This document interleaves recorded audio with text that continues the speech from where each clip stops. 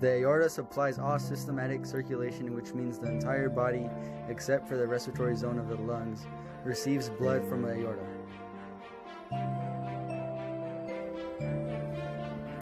The aortic semilunar valve prevents blood from flowing back into the left ventricle and keeps it moving throughout the body.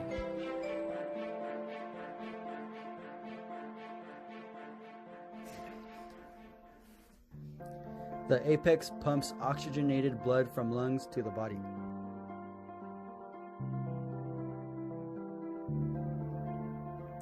The bicuspid valve permits blood flow one way only, from left atrium to left ventricle.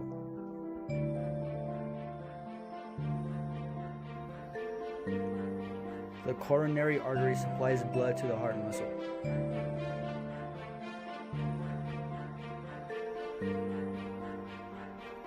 The coordinate tendinate plays a vital role in holding the atrioventricular valves while the heart pumps blood.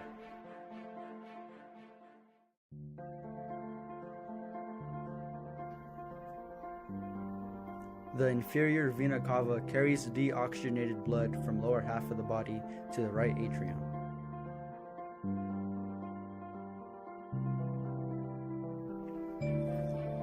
The left ventricle, it contracts, pumping blood through the whole body.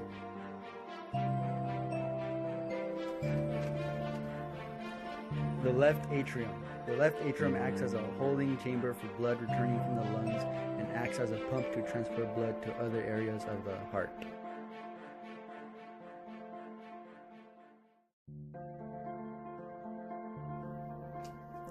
The myocardium contracts cardiac muscle fibers, which allows the heart to contract.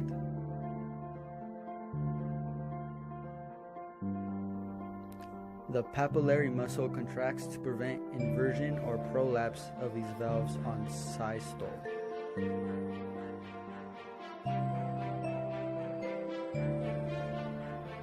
The pulmonary artery carries deoxygenated blood from the right ventricle to the lungs.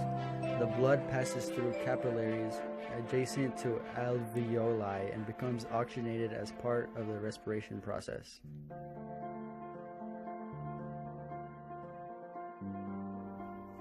Pulmonary vein carries oxygenated blood from the lungs back to the left atrium of the heart.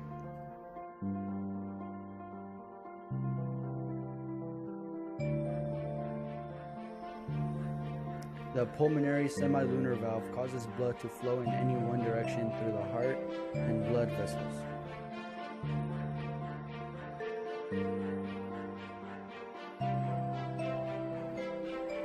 The right ventricle pumps the blood up through the pulmonary valve and through the pulmonary artery to the lungs.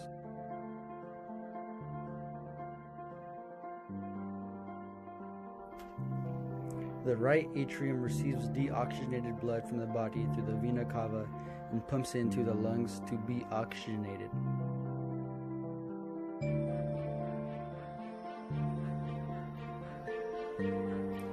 The septum is the dividing wall between the right and left side of the heart.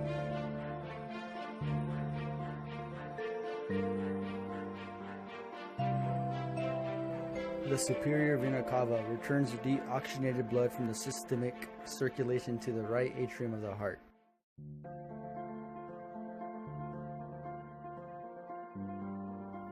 The tricuspid valve prevents backflow of blood from right ventricle into the right atrium.